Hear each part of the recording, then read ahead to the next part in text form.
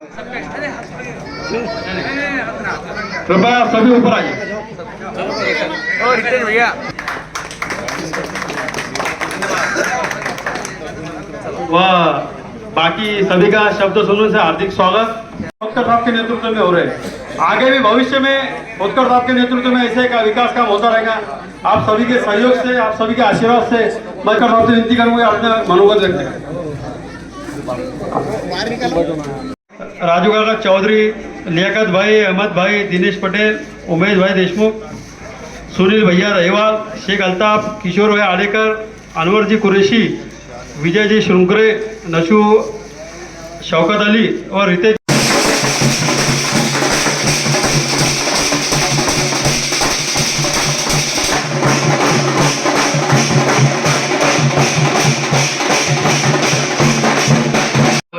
सर्व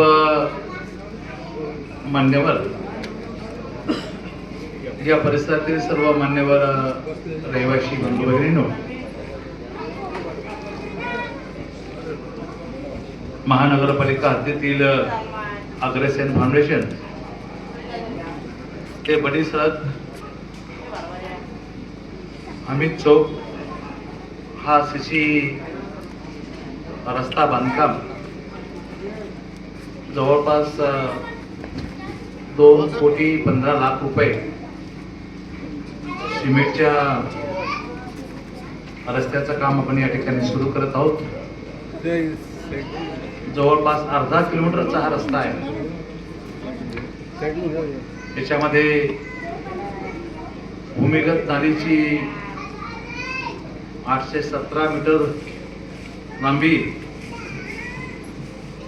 आणि सिमेंट रस्त्याची रुंदी ही 7 मीटरची, अशा पद्धतीने आपण 2,15,00,000 रुपये या ठिकाणी आपल्या भागातल्या या जनसुविधेसाठी खर्च करत आहोत।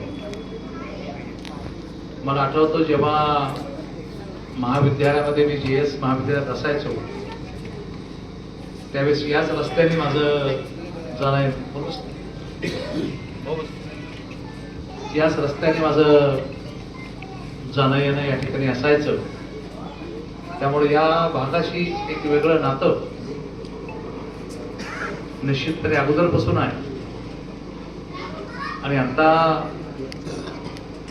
निवडून गेल्यानंतर तातडीनं या शहराच्या विकासासाठी आपण प्रयत्न करत असणारे 68 कोटी रुपये आपण या शहराला या ठिकाणी आता आणले आणि 68 कोटीच्या माध्यमातून आपण पर्यायी रस्ते, जी जुनी आणि खराब झालेली रस्ते, जनसुविधा लोकांना व्हावी यासाठी आपण ही सर्व कामं टप्प्याटप्प्याने हाती घेत आहोत।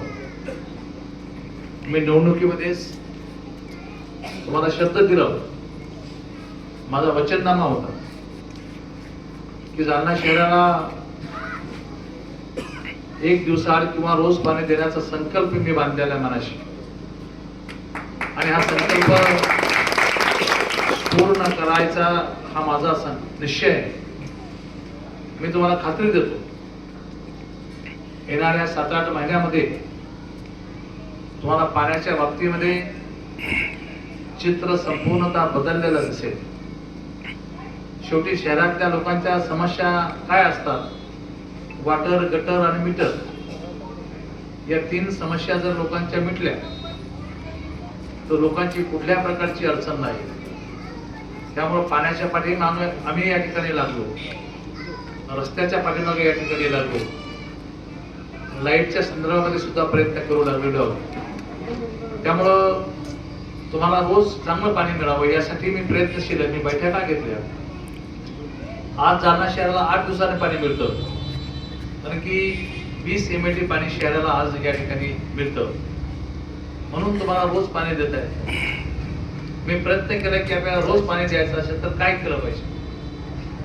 एक तर आपल्याला 20 MLD पाणी का मिळतं, कारण की आपली जलशुद्धीकरण यंत्रणा ही फार छोटी आहे आणि ही यंत्रणा आपल्याला 20 MLD पाणी या ठिकाणी रोज देऊ शकते। त्यामुळे आपण नवीन जल शुद्धीकरण केंद्र तयार करायला घेतलं. हे नवीन जल शुद्धीकरण केंद्र 35 MAD आहे. आपल्याला पाणी मिळतं किती? 20 MAD. आपली योजना कितीची? 7 MAD ची.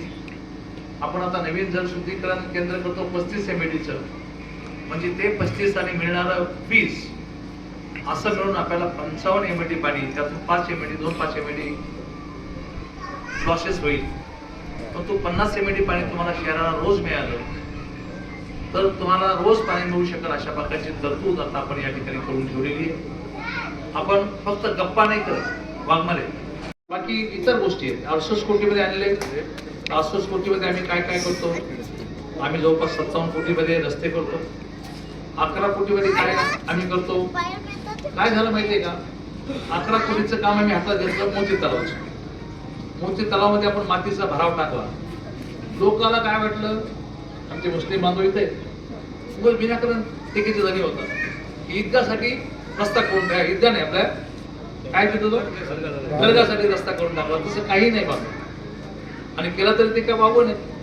पण तिथं आपण करतोय की तो मातीचा भराव टाकला की इकडचं पाणी जे आहे अलीकडचं पाणी हे पाणी थांबवण्यासाठी किंवा ते उपसून टाकण्यासाठी आपल्याला तो मातीचा भराव टाकावा लागतो. आपल्याकडे काय गणपती दरवर्षी येतात, आपल्याकडं देवी दरवर्षी येते. मग हे देवीचं आणि गणपतीचं विसर्जन आपण करतो, पुढं करतो मोती तलाव. आता वर्षानुवर्ष हे जर आपण असं विसर्जन करत राहिलो तर एक दिवस असा येईल की तो संपूर्ण तलाव प्लास्टर ऑफ पॅरिसनं भरून जाईल. प्लास्टर ऑफ पॅरिस काही कामाचा तलाव तो राहणार. त्यामुळे मी तिथं 11 कोटी रुपये टाकले की गणपतीचं विसर्जन, देवीचं विसर्जन तुम्ही तिथं करा जाऊ. पण तिथं आता आपण एक सिमेंटची भिंत बांधतो आणि सिमेंटच्या भिंतीला आपण एक वाल लावतो. मेन तलावातलं पाणी इकडे येऊ शकेल, पण इकडचं पाणी तिकडं जाणार नाही अशी सिस्टीम आपण केली. आता गणपतीमध्ये किती कलर असतात लावलेले, देवीला किती कलर असतात, प्लास्टर ऑफ पॅरिस किती घातक असतं. मग ते तिथं टाकल्यानंतर तिथं पुन्हा काही महिन्यांनी शुद्धीकरण करायचं पाण्याचं. ते कलर मध्ये काही घटक मिळवायचे, ते पाणी शुद्ध करायचं, मग तिकडं सोडायचं. त्यामुळं आणि तो तिथला जो मलबा, तिथला जो हे राहील प्लास्टर ऑफ पॅरिस राहील, दरवर्षी ते काढून घ्यायचं आणि ते आपण पुन्हा एखाद्या खदानीमध्ये ते पूर्ण विसर्जित करायचं. असा एक प्रयत्न आपण या ठिकाणी केला. आपण मूळ ज्या गोष्टी आहेत या शहराच्या, या मूळ गोष्टी आपण दमादमाने आता तिथं आपण घाट बांधतो, त्याच भागामध्ये घाट बांधणार आहे. घाट बांधून तिथं आपण त्या ठिकाणी काम सुरू केलं. छठ पूजा असते, बाकी इतर पूजा असतात, त्या सर्व ठिकाणी आपण ते काम अत्यंत चांगल्या पद्धतीने सुरू करतो. त्यामुळं या शहरामध्ये आपण एक चांगल्या पद्धतीनं आपला हा देश कॉलेजचा रस्ता असेल तोही आपण घेतला, पुढचा सिमेंटचा रस्ता तोही आपण घेतला. शहरामध्ये सिमेंटचे रस्ते मागच्या कालखंडामध्ये आता संपूर्ण महानगरपालिकेने एक बी केला. सर्व तुम्हाला तो अधिकार आहे. तुम्ही जाऊन पाहू शकता की अंबडमध्ये आपण जलशुद्धीकरण केंद्राचं बांधकामाला सुरुवात केली. मी कालच बैठक घेतली आयुक्त महोदयासोबत, पाणी पुरवठ्याच्या सर्व अधिकाऱ्यांसोबत घेतलं. त्यांना सांगितलं ते काम सिव्हिल वर्क आहे आणि सिव्हिल वर्क कामाला थोडासा अवधी लागतो. मी त्यांना विनंती केली की तुम्ही एजन्सी जास्तीत जास्त मजूर वाढवा. हे काम कसं लवकर होईल, तुम्ही काही जरी केलं तर हे काम 6 महिन्याच्या आत पूर्ण होणार नाही. तर मी ठीक आहे, काय हरकत नाही. आपण अजून 4 इतके वर्ष आपण या ठिकाणी थांबलो, अजून 6 महिने काही आपल्याला थांबायला अडचण नाही. मी तुम्हाला शब्द देतो की येणाऱ्या 8 महिन्यामध्ये तुम्हाला कमीत कमी रोज नाही पण 1 दिवसात तरी पाणी द्यायचं वचन अजून दिलेलं आहे. ते वचन मी निश्चितपणे या ठिकाणी पूर्ण करणार आहे. हा शब्द माझा तुम्हाला आहे.